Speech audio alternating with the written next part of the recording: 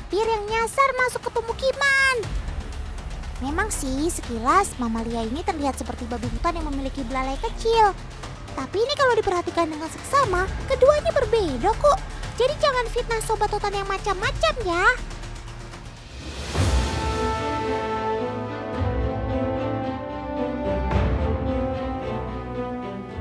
Masuk ke pemukiman tak lain tak bukan karena habitatnya yang sudah mulai rusak, sehingga sumber makanan pun semakin berkurang. Sobat berbelalai ini memang jarang terlihat berkelompok dan lebih suka sendiri.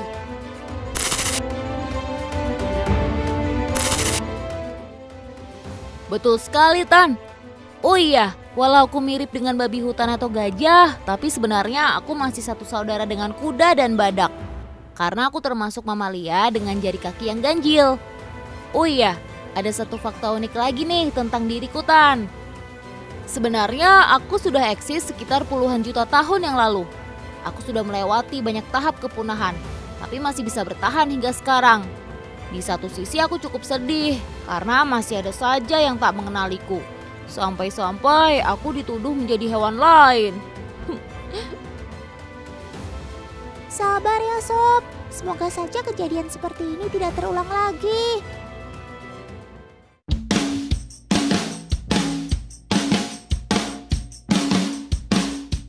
Siapa nih dari kalian yang menganggap kalau DNA orangutan paling dekat dengan manusia?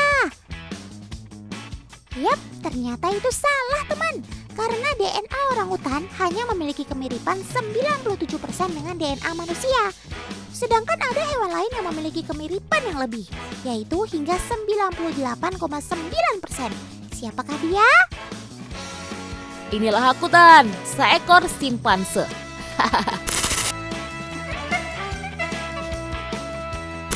DNA aku memang nyaris sama dengan manusia.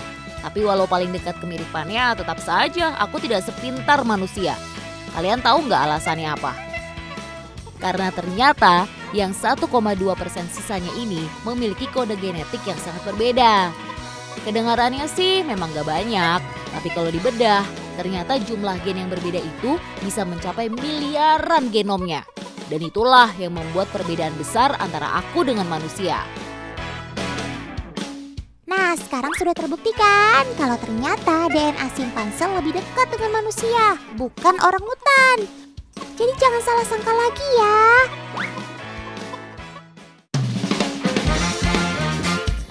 Yang bikin salah sangka ternyata nggak cuma si tapir saja teman.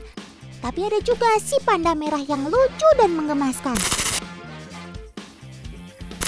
Banyak yang mengira kalau panda merah bukanlah panda yang sesungguhnya karena ia lebih mirip rakun. Jadi sebenarnya sobat hutan ini adalah panda yang sesungguhnya atau bukan ya? Terus apakah masih saudara dengan panda yang besar itu? Coba jawab sob. Jangankan kalian, Tan, para ahli juga awalnya bingung dengan hal ini. Jadi begini awalnya, aku ditemukan pada tahun 1825 dan saat itu aku diberi nama Panda. Setelah itu barulah ditemukan panda besar yang berwarna hitam putih.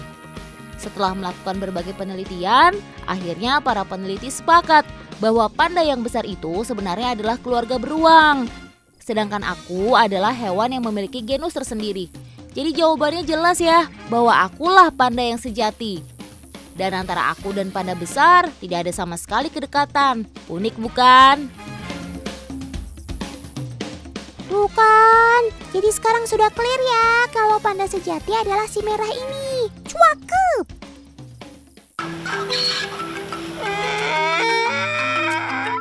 Teman di rumah, kalau ingat keledai pasti kalian ingat satu peribahasa kan? Itu loh, peribahasa yang berbunyi hanya keledai yang terperosok ke lubang yang sama 2 kali. Peribahasa ini bermakna kecerobohan, seolah mencap keledai sebagai hewan yang bodoh. Benarkah demikian?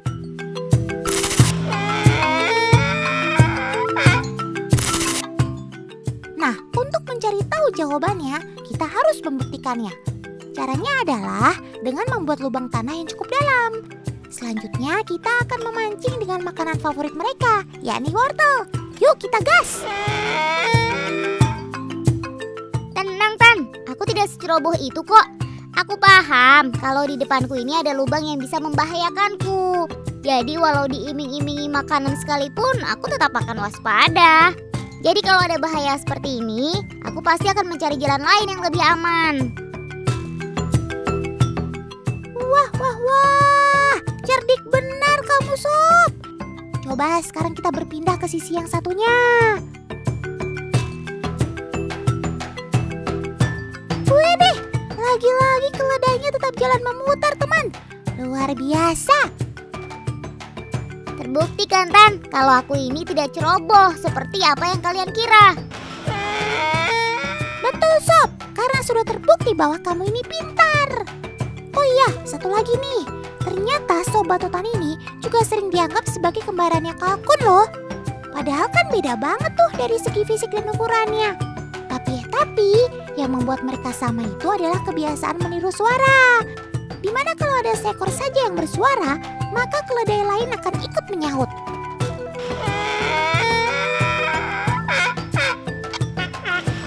Tuh, lihat kan? Keledainya pada latah tuh, sama persis kayak Kalkun. Kocak banget ya. Perilaku menggemaskan Sobat Totan ini disebabkan karena ini merupakan cara mereka dalam berkomunikasi. Apalagi pendengaran keledai sangat tajam dan itu terlihat dari kupingnya yang super besar. Banyak-banyak sabar ya Sob kalau sering mendapat fitnah dan disamakan dengan hewan lain.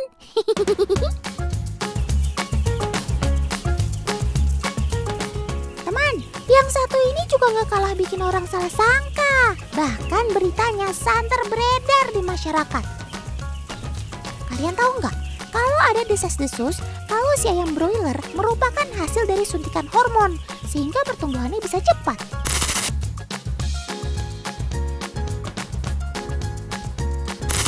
Katanya, bila kita mengkonsumsi ayam ini terlalu sering, akan mengakibatkan berlebihnya kadar hormon dalam tubuh. Dan itu sangat berbahaya. Tapi ternyata berita itu salah besar teman, alias hoax. Betul sekali Tan, berita ini sudah menyebar lama dan mirisnya banyak yang percaya terhadap berita itu. Aku ini sebenarnya merupakan ayam yang secara genetik sudah diseleksi agar dapat tumbuh cepat. Aku hanya membutuhkan waktu sekitar 35 hari untuk memasuki waktu panen. Sedangkan ayam kampung membutuhkan waktu yang lebih lama, yaitu sekitar 70 hari. Tuh kan, ternyata terbukti kalau semua mitos itu adalah hoax teman.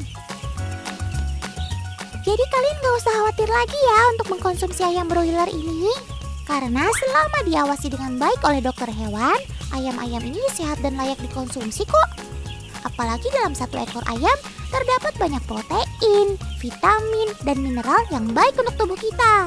Jadi jangan ragu lagi ya untuk mengkonsumsi ayam ini.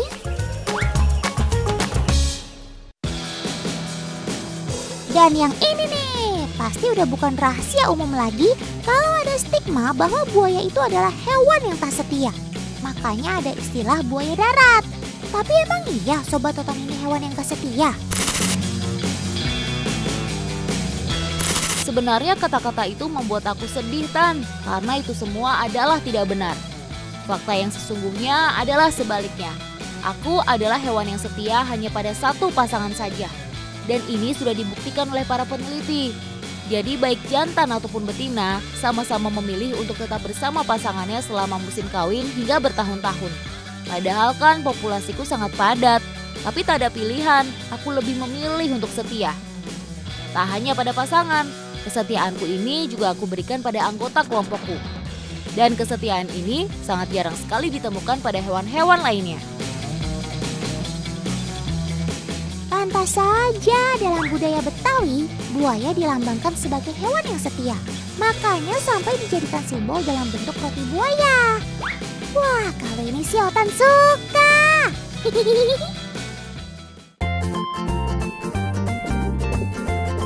Yang bikin salah sangka lagi adalah si gurita cincin biru ini teman. Siapa sangka di balik keindahannya, ternyata Sobat Totan ini memiliki racun yang paling mematikan di dunia hewan laut. Jadi kalau bertemu mereka saat berenang, harus ekstra kudu wajib hati-hati ya. Jangan tertipu dengan tubuhnya yang indah. Tapi tenang Tan, selama kalian tidak menggangguku, aku tidak akan menyerang kok. Racunku ini mengandung tetrodotoksin yang bisa menyerang sistem syaraf. Itulah mengapa ini sangat berbahaya bagi manusia.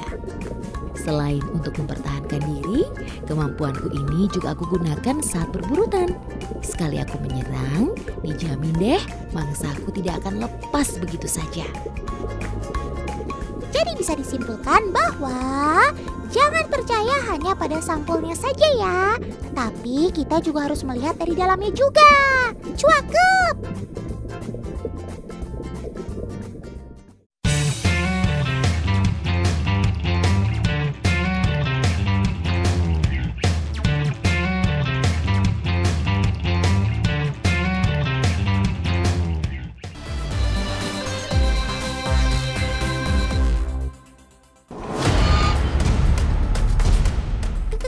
Gawat teman, ada dua soang yang sedang unjuk kekuatan nih. Sudah sob, sudah. Kalau nggak mau berhenti, Otan laporin Pak RT nih biar nggak panjang urusannya. Otan kaget ya sama kelakuan kami. Tenang Tan, kami para angsa memang ditakdirkan sebagai hewan yang agresif. Terutama saat ada hewan lain atau makhluk asing yang mengganggu wilayah kekuasaan kami. Secara otomatis, kami nggak akan segan-segan tuh untuk menyerang.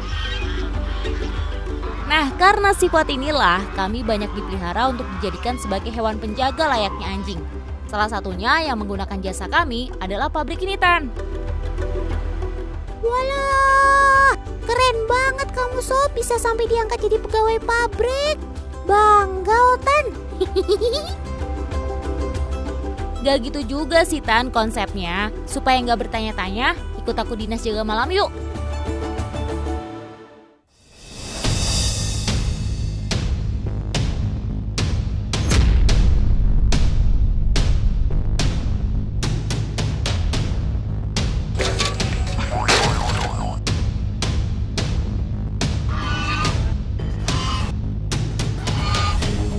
Biasanya saat ada orang asing yang masuk ke teritoriku, otomatis kami akan langsung bereaksi.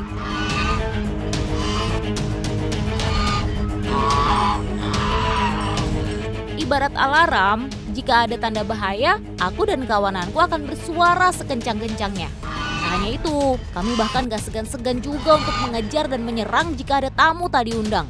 Memangnya mau kami serang dengan jurus sosoran maut?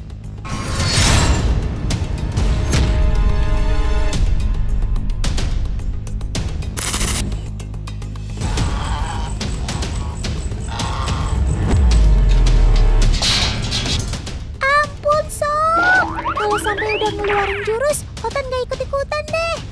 Biar para tamu tadi undang aja tuh yang kamu sosor, biar pada tahu rasa. Ngomongin soal sosor menyosor, siapa nih yang waktu kecil pernah dikejar atau digigit soang? Sebenarnya itu adalah senjata utama dari sobat Otan yang satu ini teman. Gigitan dari paruh cantiknya ini gak main-main loh, karena sampai bisa membuat kita terluka. Tapi Otan jadi penasaran deh. Sebenarnya selain karena teritori, kamu bisa marah karena apa lagi sih, Sob?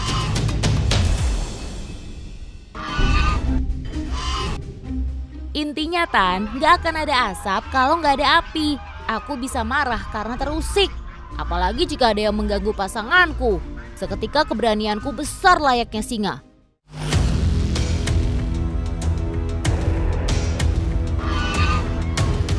Aku bisa seperti itu karena semasa hidupku, aku hanya memiliki satu pasangan saja, alias monogami. Jadi kalau ada apa-apa terhadap pasanganku, tentu aku tidak terima, Tan. Sudah, Paman! Hentikan! Otan takut gigitan soang ini bisa berakibat fatal. Lihat tuh, teman. Otan bilang juga apa? Bekas gigitan soangnya lumayan juga kan? Kulit Paman aja sampai pada merah begitu. Terbukti kan kalau serangan sobat Otan ini nggak main-main. Betul banget Tan, walau tidak mematikan, gigitanku memang perlu diwaspadai. Karena pada tepi atau sisi luar paruhku terdapat deretan gigi tajam yang terbuat dari tulang rawan atau disebut tomia. Dengan kata lain, gigitanku ini nggak akan mampu mematahkan tulang manusia. Ya paling-paling bikin lecet atau luka pada permukaan kulit saja sih. Pedes-pedes dikit nggak apa-apa ya.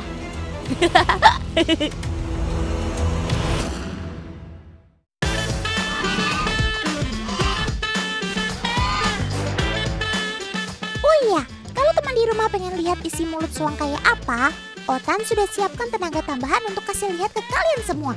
Maaf ya sob, coba mangap sebentar aja kok. Otan pengen lihat yang katanya bikin pedes itu. Walah, ada-ada aja kamu Tan. Jadi selain deretan gigi Tomia di paruhku, ada juga yang namanya papillae.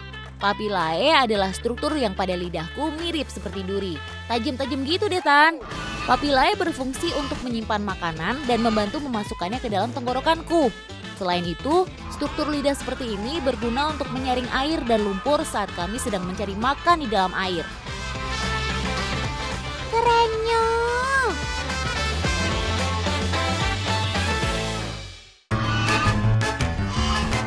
Oh iya teman, soang adalah unggas yang termasuk dalam kategori hewan omnivora. Di peternakan, soang peliharaan biasa diberi makan konsentrat atau gandum. Sedangkan di habitat aslinya, soang dapat memakan beragam tumbuhan air seperti rumput, alga, hingga serangga ataupun ikan kecil. Senang deh Otan punya teman yang doyan makan. Oh ya Tan, buat soang seperti kami ini, makan memang yang utama. Tapi minum juga nggak kalah penting. Karena air adalah kunci untuk membantuku saat proses menelan.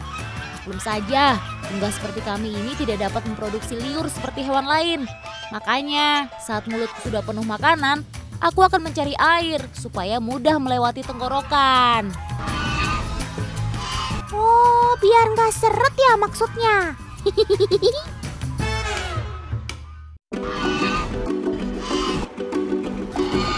Teman, sebagai unggas air, soang sudah pasti memiliki kemampuan berenang yang mumpuni. Tapi yang bikin Otan terkagum-kagum, kemampuan terbang si soang ini ternyata juga luar biasa loh. Yap, betul banget Tan. Kemampuan terbang yang kupunya ini nggak lepas dari keberadaan sayap besar di tubuhku. Bila dibentangkan, ukurannya bisa berkisar antara 1,3 sampai 1,5 meter. Punya sayap sebesar itu memangnya buat apaan sih sob? Jadi gini Tan, di habitat alami kami memang terbiasa terbang untuk bermigrasi dari satu wilayah ke wilayah yang lainnya. Semua kami lakukan demi keberlangsungan hidup yang lebih baik. Biasanya kami akan bermigrasi ke wilayah dengan sumber makanan yang berlimpah.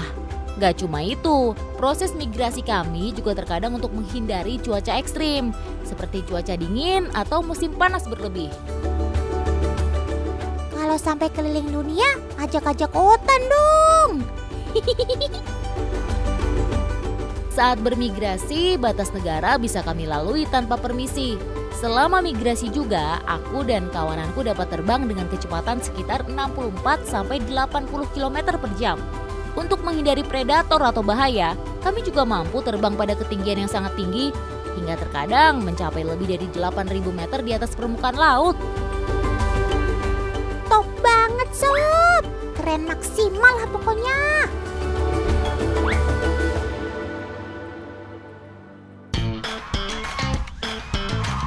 Teman, soang adalah unggas sosial yang terbiasa hidup dalam kelompok. Nah yang membuat Otan bingung, cara membedakannya satu sama lain bagaimana ya? Apalagi kan pasangan sobat Otan ini hanya satu. Jadi pasti sulit tuh mencarinya jika terpisah dalam koloni yang besar.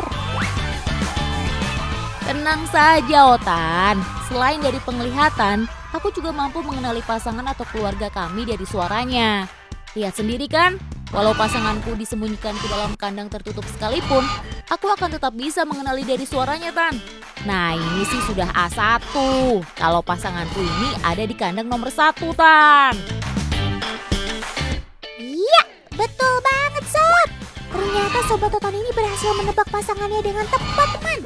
Karena kalau salah, bisa-bisa si soang jantan nanti malam tidur di luar tuh.